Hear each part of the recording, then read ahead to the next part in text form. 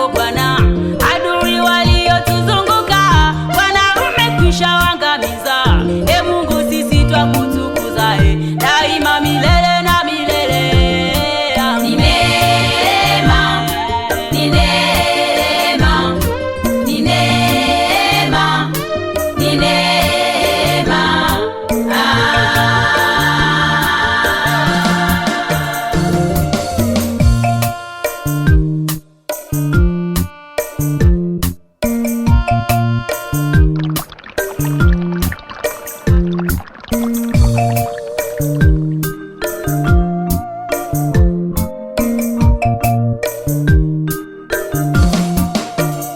Umenizingira mikwa wigo, mbele na nyuma we upo. Walipotaka mikunimeza, fedheha Baba uliwatwika. Mitego walionitegea, ili wanasa upesi. Mashimo walionichimbia, yakawafukia wao wenyewe. Wasio haki wanapofuka, wasiweze kutuangamiza. Fadhili zako ziko na sisi, Bwana wetu umetuokoa mikononi mwao wakorofi. Kwenye hizo hila na hiana, kwa upanga unatuokoa. Utukufu tunakupatia, watunza wajane na yatima. Neema yako Baba yatutosha, watulinda sisi kama mboni. Kwa mbawa zako watufunika, nitakuimbia kwa zaburi, kwa nyimbo na tenzi za rohoni. Nitakutumikia Mwokozi daima milele na milele. Ni neema, neema, tunaishi kwa neema, neema, tunakula na kusaza. Oh, neema, neema, neema, neema, tunalipa kwa neema.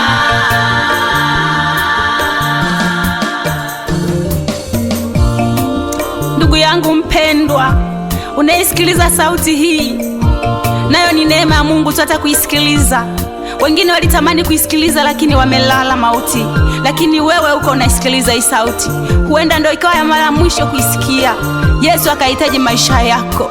Unaishi kwa neema ya Mungu na mimi naishi kwa neema yake pekee. Mpendwa, hivi ulishai kujiuliza, una uwezo wa kuweza kuzuia jua lisichwe ama usiku usiingie watu wasilale?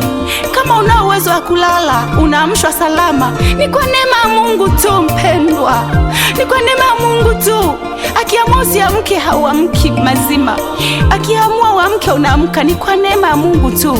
Unaenda kazini, unarudi unajidai umepata pesa, unafanya mahesabu yako. Ni kwa neema ya Mungu tu ndugu yangu. Unapumua kwa neema ya Mungu. Unapiga chafya mpaka unahisi kizunguzungu, ni neema ya Mungu.